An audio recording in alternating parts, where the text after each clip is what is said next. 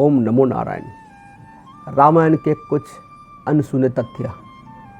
रामायण में कुल श्लोक। रामायण महर्षि वाल्मीकि द्वारा लिखी गई थी, जिसमें कुल 7 कांड लिखे गए थे। उन 7 कांडों में 500 उपखंड तथा कुल 24,000 श्लोक है। रामायण में भगवान विष्णु के राम अवतार से लेकर जन्म से लेकर उनके वापस नारायण रूप में लौटने के तक की कहानी लिखी गई थी। राम की बहन। रामायण के सभी पात्र से अलग एक पात्र ऐसा भी था जिसका जिक्र किसी ने शायद ही किया हो, और वह पात्र है राजा दशरथ की एक पुत्री जो कि राम की बड़ी बहन थी। उनका नाम शांता था और उनको राम की माता कौशल्या ने ही जन्म दिया था। शांता अपने चारों भाइयों से उम्र में काफ़ी बड़ी थी। गायत्री मंत्र। रामायण ग्रंथ में लिखे गए 24,000 श्लोकों में हर 1,000 श्लोक का पहला अक्षर को लिखा जाए तो यह गायत्री मंत्र बन जाता है। सीता स्वयंवर का वर्णन। महर्षि वाल्मीकि द्वारा रचित रामायण में सीता स्वयंवर का कोई वर्णन नहीं मिलता। महर्षि वाल्मीकि द्वारा रचित रामायण के अनुसार भगवान श्री राम एवं लक्ष्मण ऋषि विश्वामित्र के साथ मिथिला पहुँचे। तब विश्वामित्र ने ही राजा जनक से श्री राम को वह शिव धनुष्य दिखाने के लिए कहा और प्रत्यंचा चढ़ाते समय वह टूट गया था। इससे प्रभावित होकर जनक ने देवी सीता का विवाह श्री राम से करने का विचार किया।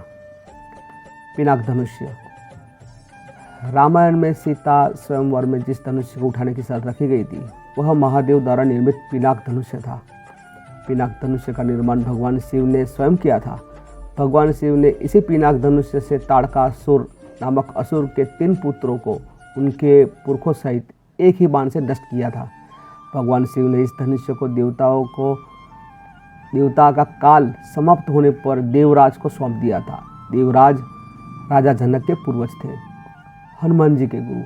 यह माना जाता है कि सबरी जिसने श्री राम को अपने झूठे बेर खिलाए थे, उनके गुरु मतंग मुनि जी हनुमान जी के भी गुरु थे। ऋषि मतंग जी ने सबरी को पहले ही बता दिया था कि एक दिन श्री राम अपनी पत्नी को ढूंढते हुए उनके आश्रम में आएंगे और वह आगे क्या होगा यह भी उन्होंने सबरी को पहले ही बता दिया था। रामायण में सभी अवतार। रामायण में विष्णु श्री राम का अवतार लेकर आए थे तथा देवी लक्ष्मी जी सीता बनकर आई थी। वहीं उनके इस अवतार का साथ देने के लिए शेषनाग लक्ष्मण जी का अवतार लेकर आए थे। भगवान विष्णु सुदर्शन चक्र भरत का अवतार था और शंख शैल्य शत्रुघ्न के अवतार थे। दंडाकार्य वन। श्री राम लक्ष्मण और माता सीता ने 14 वर्ष तक वनवास का अधिकतर समय जिस स्थान पर बिताया था वह दंडकारण्य नाम से जाना जाता था। यह वन बहुत ही बड़ा था, 35,600 वर्ग मील में फैला हुआ है। एकादशी का व्रत। जब श्री राम सुग्रीव की सेना को लेकर समुद्र तट पर पहुँचे तो अथाक समुद्र ने उनके सामने था। प्रश्न यह था कि उसे पार करने तक लंका कैसे पहुंचा जाए। इसके लिए श्री राम ने समुद्र से रास्ता मांगने के लिए कहा और समुद्र की आराधना की और एकादशी का व्रत भी किया था। उस समय श्री राम की आयु।